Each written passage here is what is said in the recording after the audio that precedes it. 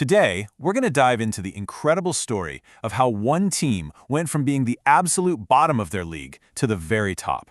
And yeah, it's a story about winning, but it's also about a totally new way of thinking about leadership, and it's all based on some really fascinating research. So let's get into it. So our story is all about a professional netball team. And for years, these guys struggled. I mean, they were consistently falling short of their potential. But then, something changed, and it changed dramatically. And the contrast is it's stark. In one season, you had commentators calling them the young and inexperienced team, and they only managed to win 3 games. The very next season, champions. They were composed, resilient, and they were undeniable winners. It's an almost unbelievable turnaround. So, you gotta be asking, right? How did they do it? How does a team completely transform itself that quickly? Well, that's the big question we're gonna unpack right now. The answer wasn't bringing in some new star player or finding a miracle strategy. The secret was a fundamental shift in how they thought about leadership itself. They decided leadership wasn't just one person's job, it was everyone's.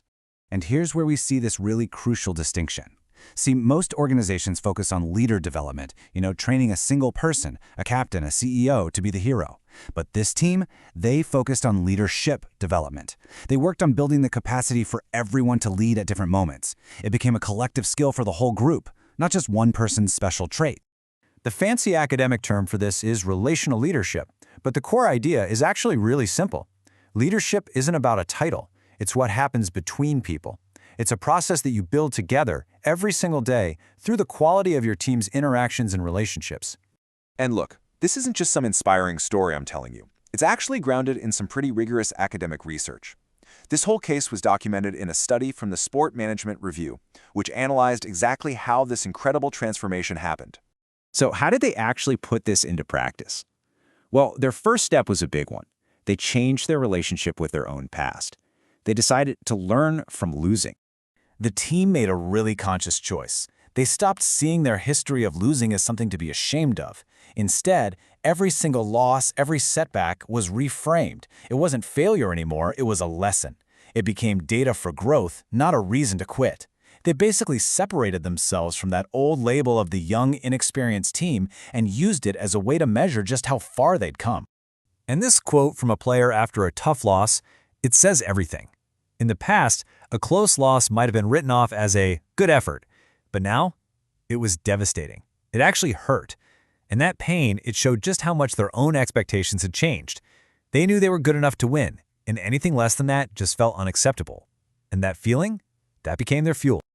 Okay, so they reframed their past. Next up, they created a really clear set of principles for the present. 3 simple rules to guide their behavior day in and day out. And these were their 3 big development priorities. First, live the team's values in everything you do. Second, really believe that everyone is a leader. And third, be willing to have those tough, honest conversations that you need to have to actually get better. But here's the crucial point. These weren't just some corporate buzzwords they stuck on a poster in the locker room. No way.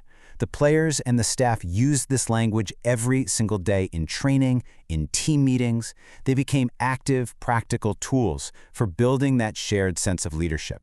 In this quote, this just perfectly illustrates that team of leaders idea in action. I mean, think about it. The youngest player on the entire roster felt empowered enough to give corrective feedback to the team's biggest stars. That just doesn't happen unless you've built a culture where leadership is truly shared by everyone. So how did they make those tough conversations even possible? Well, they used another brilliant psychological reframe. Feedback wasn't criticism, it was an act of care. The rule was, I'm only telling you this because I care about you and I care about this team. As they put it, it comes from a place of love. And that simple shift made it possible to be totally honest without being destructive. So, they had a new way to process the past, and they had tools for navigating the present. The final piece of this puzzle was a crystal clear, shared vision of the future. Everyone, and I mean everyone, from the players to the coaches to the support staff, was completely aligned around one single, unmistakable goal: win the championship. This wasn't just some vague hope, it was their North Star. It guided every single decision they made. And having this shared goal was just incredibly powerful. It gave them direction. When the team got hit with a bunch of serious injuries mid-season, they didn't fall apart. They knew the goal was still the same. They just had to, in their words, win it the hard way. It unified the entire organization and created this powerful belief inside the team, even when nobody on the outside thought they had a chance. So if you boil it all down, it comes to this simple but really powerful formula. They use their past for its lessons, not for its limitations. They use the present to practice the tools of relational leadership every single day. And they use their future, that shared goal, to give them unwavering direction. And that really leaves us with a final thought. This team's transformation didn't start with a bigger budget or a new stadium. It started with a series of conversations. Conversations about values, about leadership, and about what it really means to care. So the question to think about is this: what conversations could change your team's future?